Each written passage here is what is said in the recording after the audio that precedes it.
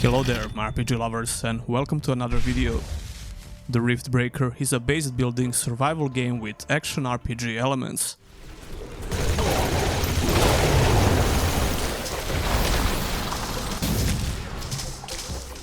It first came out in 2021 and it got some amazing reviews all around. It's currently sitting on very positive on Steam. This game just received a massive 2.0 update, which is completely free. The biggest new feature of 2.0 update is the multiplayer mode, where you can play in co-op with up to 4 players. I played in single player mode and I also got to try out the brand new multiplayer mode with one of my friends. The multiplayer mode allows you to play the campaign and the survival mode as well. But this is only one of the new features in 2.0 updates. The story campaign has been expanded, there is a randomized mission generator, massive quality of life improvements and so on. In this video, I'm going to cover all the major features of the game, talk a little bit about my experience in single and the brand new multiplayer modes. Huge thanks to Exar Studios for sponsoring this video. The game is currently on sale on Steam and you can check it out by using my link in the video description and in the pinned comments. Now let's dive right in. Rift jump successful. The new multiplayer mode is pretty easy to get going. You can simply host or join an online game with your friends. There is also an option to use the link for joining the game if that's what you prefer. And that's about it, you're ready to play with your friends. I played the single player campaign for a while before I started the multiplayer modes. The Riftbreaker basically combines a couple of different genres together. It has base building, survival, tower defense and action RPG elements. I immediately liked how the game plays from the very beginning, because you get to control your character like you're playing an isometric action RPG. In fact, you get to control it with WASD, which is a far better option than using point and click, if you ask me. Most modern action RPGs are starting to make WASD control schemes standard for a reason. The game also has a full controller support if that's your thing, but I played it with mouse and keyboard. This game really doesn't waste your time at all, and you jump right into action the moment you start the campaign. There is also a prologue mission, which is a great way to get introduced to the game's mechanics, but even if you jump straight into the campaign, you won't have a lot of issues with understanding how everything works. Like I already mentioned, moving around in this game is like playing a modern action RPG. WASD works great in this game and the control scheme is very snappy. You will use your mouse for pointing into the direction you want to attack, and both of your mouse clicks will use different weapons. The game allows you to equip multiple weapons in both hands, which can then be used by left and right mouse clicks. Then you can shift through equipped weapons by pressing Q and E. This works great because you can easily switch between weapons in the middle of an intense fight without the need to open up your inventory. You can equip up to 3 different weapons for both arms, which gives you 6 weapons at your disposal at all time. There are melee and ranged weapons, and as you progress through the game, you will be able to research new items as well as find them on dead enemies. Research completed. You start off with a sword for the melee weapon and a machine gun for the ranged. A bit later I made a mace, which felt a lot different in fights. It had a massive AoE effect and it felt really powerful to use.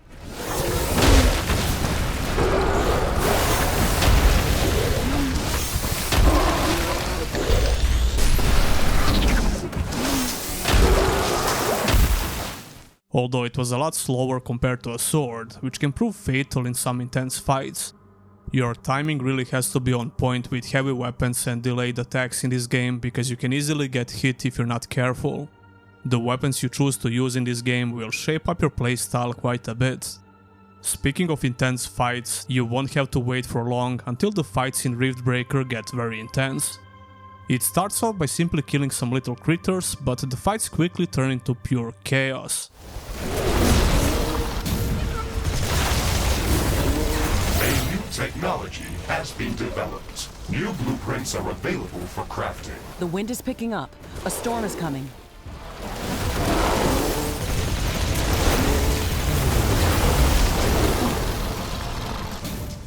Your base will get attacked every now and then, and you have to prepare your defense before the attack.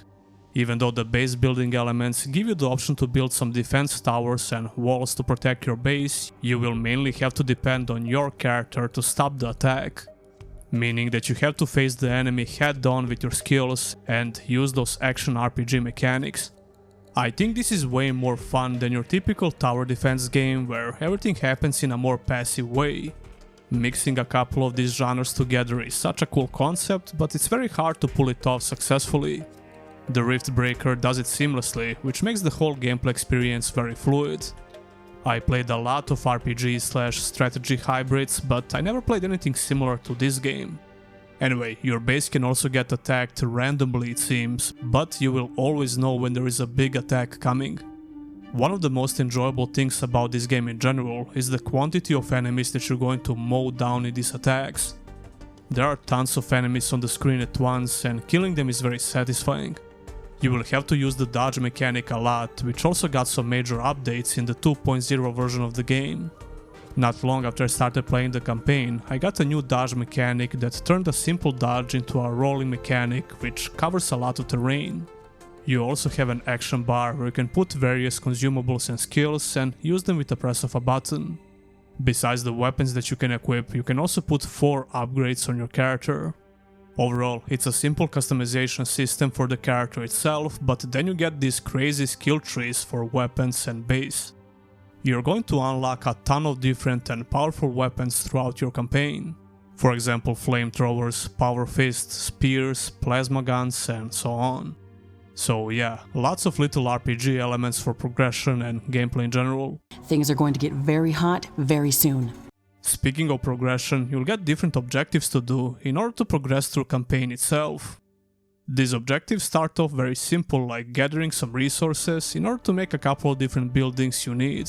But everything is very intuitive and it's very hard to get confused in this game. For example, everything you build has to be connected to a power source. You'll need to build these little power lines and connect the thing you're building with a power source. In order to get power, you need some specific buildings to generate it, like wind turbines or solar panels. The game has a day and night cycle, which will affect how your base operates as well as your exploration experience. For example, if there is no wind, your turbines won't be able to generate enough power. It looks like the weather is calming down. Wind is getting slower. Whenever something like this happens, you'll quickly get notified by the narrator. The day and night cycle also affects your exploration. It can get very dark at night, but you have some useful items to research, like these flares for example. Besides the day and night cycle, you will experience different weather effects on the map, and this can also affect your base. One of the most interesting weather effects that I experienced was actually in the multiplayer modes. The nighttime suddenly became purple with a bunch of particle effects on the screen, which looked very cool. This never happened before while I was playing in single player modes. I'm guessing that these effects are also procedurally generated as well as the map itself. I really like how you can simply destroy a lot of things on the map.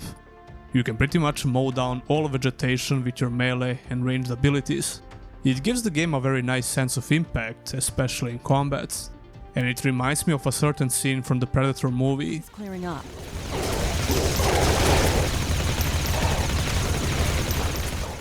Putting that aside, let's talk a little bit about the base that you're going to build. A new technology has been developed. The orbital scanner uses advanced technology. Now, I'm not a very creative person when it comes to this, so you won't get to see a very organized base.